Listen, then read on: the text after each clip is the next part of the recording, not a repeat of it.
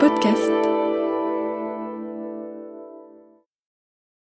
Le très honorable Jean Bardin présente...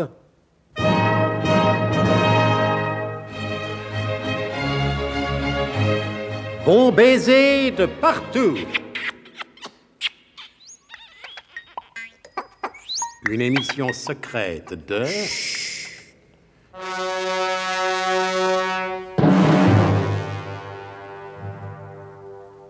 Donc, le calcul des probabilités ayant donné les résultats qu'on attendait de lui, le colonel de Guerlas et ses bras droits, sous le vigilant patronage de Thrasybule, Artimon, Tic-Taxis, Papama et la suite Opoulos, se trouvaient quelques instants plus tard confortablement installés à l'Amphissa, dans une salle strictement réservée aux clients de passage.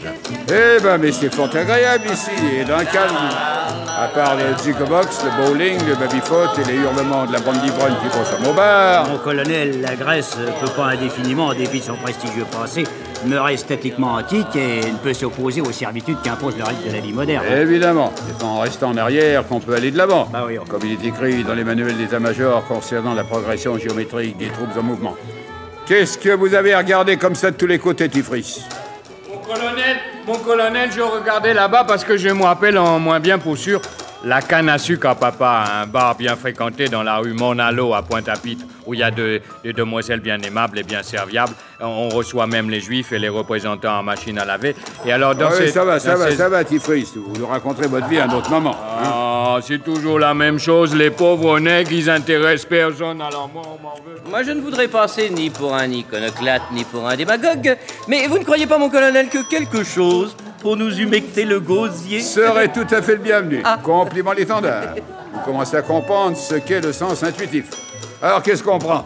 Trasy, vous qui connaissez les boissons du pays. Oui. Qu'est-ce que vous nous conseillez? Municipal, bien entendu. Oui. Eh bien, mon colonel, ça dépend des goûts. Il y a du ouzo. Ah oui, une boisson recommandée par le ministère de la Santé publique. Oui, il trouve le ouzo hygiénique. Ah ouais. Alors, évidemment, vous avez le ouzo pur, le ouzo aux olives, le ouzo au poivron, pas mal celui-là, Oui. le ouzo coupé de bière de Calcédoine, le ouzo en sauce, aux œufs, à la confiture d'angle, enfin... Quoi, la confiture d'angle? Ah oui, c'est de la confiture de coin. Mais ici, on l'appelle comme ça, en hommage à l'architecture dorique. Ah ouais. Oui, alors il y a encore un excellent Beaujolais. Oui, il titre 75% de ouzo de l'année. Oui. Et puis alors un délectable pétillant de l'île de Paphos, qui est une sorte de ouzo travaillé au gaz carbonique, alors un vrai nectar. Bon. Eh bien, faites-tout donc un mélange de tout ça et qu'on nous le serve dans une bassine ou un récipient idoine. Pas d'objection? Oh non, mon colonel, non. Une seconde. Est-ce qu'il existe aussi du ouzo à la rose et à l'amande poivrée? Ah, bien entendu, mon colonel. Alors vous en ferez remplir une gamelle à part. Oui. C'est pour vous, mademoiselle Trouscotte. C'est beaucoup plus doux. Vous pensez à tout, mon colonel. Non seulement à tout ce qui est du devoir de ma charge, mais en la circonstance, surtout à vous, Célestine. Mon colonel. Bon, allez, Trasy, passez la commande. D'accord. Et l'inverse pour 7. Et l'inverse pour 7. Et 7 dontins. Et 7 dontins, ça roule.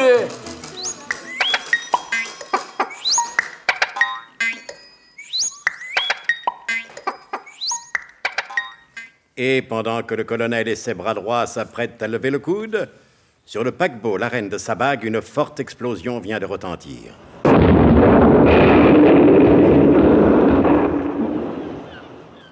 Vous avez entendu, professeur? Mais oui, mon ami, je ne suis pas sûr. Si, professeur. Vous restez sous à mes objurgations. Vous ne vous rendez pas compte que sur ce bateau, vous êtes en danger? La dernière fois que je vous ai vu, c'était bien à la base secrète de Capsule la Fusée. Oui, professeur. Vous étiez en compagnie du colonel de Guerlas. C'est cela, professeur. Oui. Et comme tous les gens qui fréquentent de Guerlas, vous êtes atteint d'espionnite. Mais non, professeur. Les dangers que vous courez sont bien réels. N'oubliez pas que les prétendus amis qui vous ont entraîné dans cette croisière ont engagé 2 gardes du corps pour vous surveiller. Bon, et ces 2 gardes du corps sont vous et votre ami Giorgio, alors que voulez-vous que je craigne? Oui, mais ils nous ont engagés par erreur. Par erreur. Non, par erreur. Et oui, et vous trouvez normal peut-être que l'on vous est obligé à passer toutes ces journées enfermé dans votre cabine. Ça, mon cher, la nature même des occupations auxquelles je me livrais m'interdisait une trop tapageuse publicité. On peut m'accuser de bien des choses, mais je ne suis pas exhibitionniste. Ah, parce que pendant tout ce temps-là... Naturellement. Je suis un homme bien élevé, et je ne voulais pas désobliger ces dames. Décidément, vous ne pensez qu'à ça. Ah non, j'aime bien boire aussi. Oui, occupé comme vous l'êtes, on se demande comment vous trouvez le temps d'inventer des bidules aussi surprenants que le biglotron. Mon cher, j'ai toujours mis en application le grand principe de mon vénéré maître Paul Gut. Te frappe pas le tronc, c'est là qu'elle génie. Oui, mais vous vous rendez compte que votre insouciance met sur les dents le service chargé de votre protection? Oh non, laissez-moi rire. J'ai déjà été enlevé 14 fois, je m'en suis toujours très bien tiré. Allez, dites-moi, comment êtes-vous sorti de la base secrète? Mon cher, le plus simplement du monde. Vous connaissez l'immortel principe du biglotron? Moins bien que vous, sans doute, professeur. Bien. Eh bien, le biglotron étant une machine qui ne sert à rien, elle peut donc servir à tout. Oui, et alors? Alors, pourquoi ne m'aurait-elle pas servi à sortir de capsule la fusée? C'est évidemment très logique, mais comment? Je crois que vous n'ayez pas la culture mathématique indispensable pour comprendre ma démonstration. Bon, alors, comment êtes-vous sorti de votre cabine? Hein? Vous n'aviez plus le biglotron à votre disposition. Non, et c'est regrettable. J'ai dû verser un puissant narcotique dans le whisky de mes amis, quel dommage. Pourquoi dites-vous quel dommage? Parce que ça fait terriblement démodé, vieux jeu, mon cher. L'inventeur du biglotron se servir d'un narcotique comme dans un film d'aventure de série B, vous ne trouvez pas que ça fait un peu indigne de moi? Ah, parce que vous êtes snob par-dessus le marché.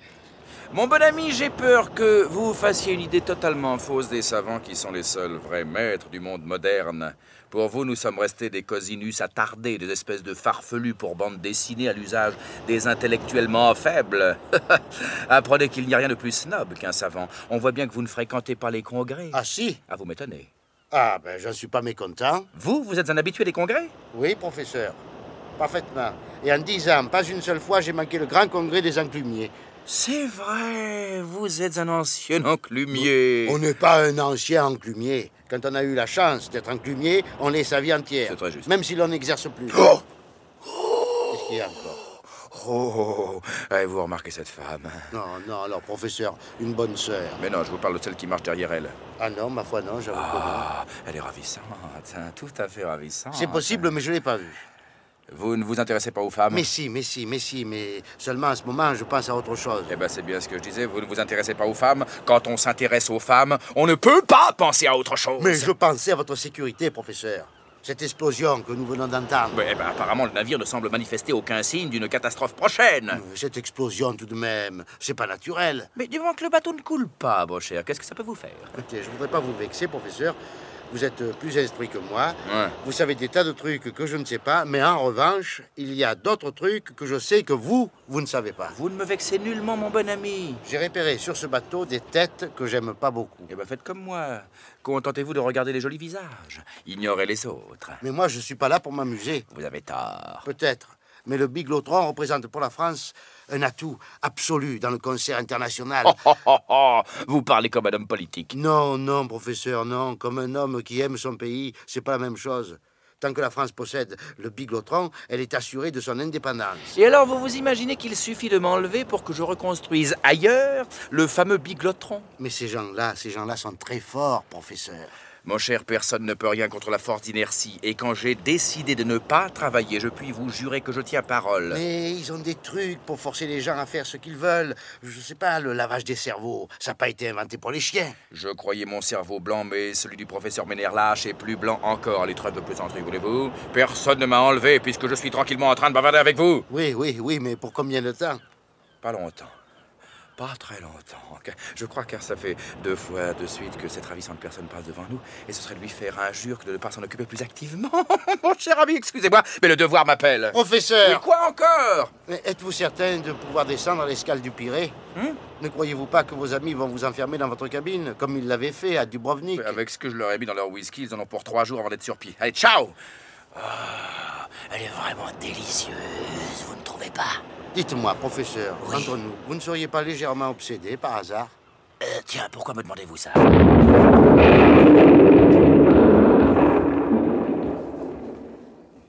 Et comme vous avez pu l'entendre, une deuxième explosion ébranla les flancs du navire. Ne comptez pas trop sur les épisodes suivants pour apprendre la cause et la nature de cette deuxième explosion. On ne vous a donné jusqu'à présent aucune explication concernant la première. Et je suis prêt à parier que la prochaine fois, on vous parlera de toute autre chose. Que voulez-vous? C'est la radio nouvelle. À mon avis, vous ne gagneriez pas grand-chose en vous mettant à l'écoute d'un prochain épisode de notre explosif feuilleton d'espionnage Bon baiser de partout. Essayez quand même, qu'est-ce que vous risquez? C'était Bon baiser de partout. Une émission secrète de... Pierre Dac et Louis Rognoni. Avec Elena Bossis, Georges Carmier, Pierre Dac, Claude Dasset, Paul Prébois, Laurence Riesner, Alain Roland et Jean Piat, sociétaire de la Comédie Française. Décryptage et mise en code, Jean-Wilfried Garrett.